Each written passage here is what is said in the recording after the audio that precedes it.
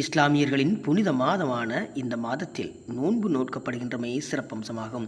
அந்த வகையில் யாழ்ப்பாணம் தந்தை செல்வநாயகம் அறக்கட்டளை நிலையத்தில் நேற்று இடம்பெற்ற நிகழ்வில் இடம்பெற்ற பதிவுகளே இவை. ரமலான் என்ற அந்த அரபு வார்த்தைக்கு மார்க்க அறிஞர்கள் விளக்கம் கூறும் பொழுது சுட்டெரிக்கக்கூடியது, அழித்து இல்லாமல் செய்யக்கூடியது என்று கூறுகின்றார்கள். எதனை சுட்டெரிக்கும், எதனை அழித்துவிடும் என்றால், மனிதனாகி எங்களுடைய அந்த உள்ளம் செயல்பாடு இவைகள் அனைத்தும் தவறும் மறதியும் கலந்து நாங்கள் படைக்கப்பட்டவர்கள். மனிதர்கள் என்று சொல்லக்கூடியவர்கள் தவறும் செய்வார்கள், மறந்தும் நடப்பார்கள்.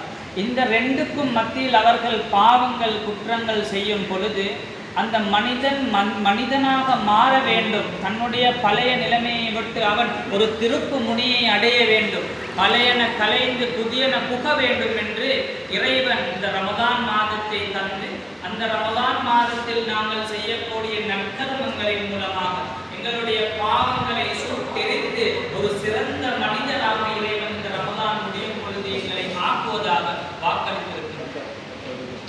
அந்த அடிப்படை சந்தர்ப்பத்தில் நபி ஸல்லல்லாஹு அலைஹி வஸல்லம் அவர்கள் இந்த மனிதன் என்ற தன்மையை குறிப்பிடும் பொழுது, லா யுமினு அஹதுக்கும் ஹத்தா அகூனா, ஒரு மனிதர் தனக்கு விரும்பக்கூடிய எல்லா விடயங்களையும் தன்னுடைய எந்த ஒரு தீங்கும் ஏற்படாமல் தன்னுடைய வாழ்க்கையை அமைத்துக் கொள்பவர் தான் உண்மையான முஸ்லிம் என்பதாக நபி ஸல்லல்லாஹு அலைஹி வஸல்லம் அன்னவர்கள் எனக்கு கற்றுத் தந்திருக்கின்றார்.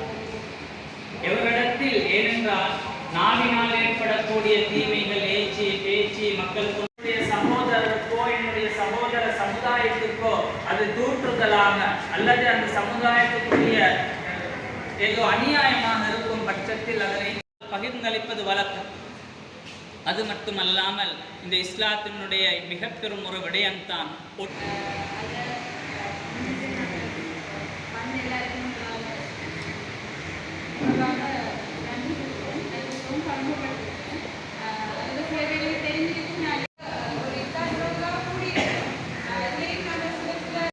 சகோதரர்கள் இருக்குது என்று சொல்லி அடையாளப்படுத்தப்பட்டால் நல்லம் அதை வெளிப்படுத்தப்பட வேண்டும் என்று எதிர்பார்த்துட்டால் இந்த வேண்டுகோளை உங்களோட முன்னுக்கு நான் முன்வைக்கிறேன்.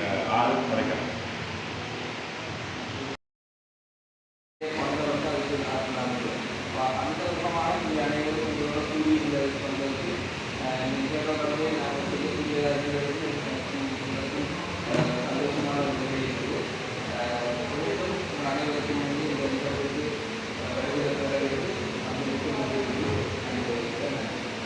உண்மையிலேயே அவர்கள் இறைவனுக்கு பயந்துதான் இருப்பார்கள். ஏனென்றால் பகிரங்கமான முறையிலே மனிதர்களுக்கு முன்னால் அவர் பசித்திருப்பதைப் போன்று தாகித்திருப்பதைப் போன்று இருந்தாலும் கூட ஒரு மறைவான இடத்திலே சென்று அவர் பசிக்கும் பொழுது உணவு அருந்திக் கொள்ளலாம், அல்லது தாகித்துக் கொள்ளும் பொழுது அவர் பானங்களை அறிந்து கொள்ள முடியும்.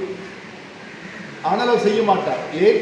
அவருக்கு ஒரே எண்ணம், தன்னை இறைவன் பார்த்து கொண்டிருக்கிறான், அல்லாஹு தஆலா தன்னை உற்று நோக்கி கொண்டிருக்கின்றான் என்ற பயம் காரணமாக அவர் இறைவனுக்காக பசித்திருக்கின்றார், இறைவனுக்காக தாகித்திருக்கின்றார்.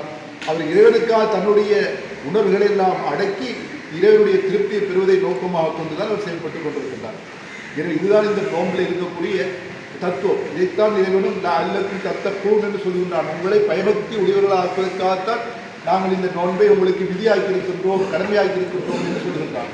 எனவே எங்களுக்கு இந்த ஒரு மாதம் ஒரு பயிற்சி காலகட்டம், ஏனைய 11 மாத காலகட்டமும் எங்களுடைய வாழ்க்கையிலே ஒரு ஒழுக்க நெறி மிக்க ஒரு வாழ்க்கையாக எங்களுடைய வாழ்க்கையை அமைத்துக் கொள்வதற்காக இந்த ஒரு மாதத்தில் எப்படி இறைவனுக்கு பயந்து நாங்கள் நடந்தோமோ அதே போன்று ஏனைய 11 மாதங்களில் இறைவனுக்கு பயந்து நடக்கக்கூடிய ஒரு பயிற்சியை தான் எங்களுக்கு இந்த ஒரு மாதத்தில் இந்த நோன்பு இஸ்லாத்தில் எங்களுக்கு தந்து கொண்டிருக்கிறது.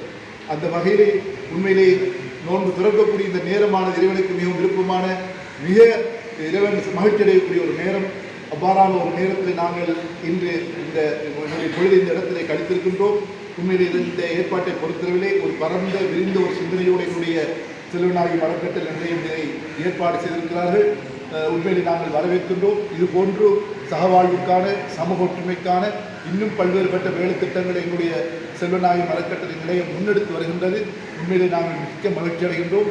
எதிர்காலத்திலே இவ்வாறான ஒரு நல்ல அவருடைய பணிகளிலே, வேலை திட்டங்களிலே, சகவாழ்வுக்கான வேலை திட்டங்களிலே நாங்கள் எல்லோரும் உங்களுடன் இணைந்து வேலை செய்வதற்கு ஆர்வமாக இருக்கிறோம். ஒத்துழைப்பை தருவோம் என கேட்டுக்கொண்டு இந்த ஏற்பாட்டை மத நல்லிணக்கத்தினை வெளிப்படுத்தும் முகமாக யாழ்ப்பாணத்தில் இடம்பெற்ற இந்நிகழ்வினை மிகவும் நாங்கள் மகிழ்வுடன் பாராட்டுகின்றோம்.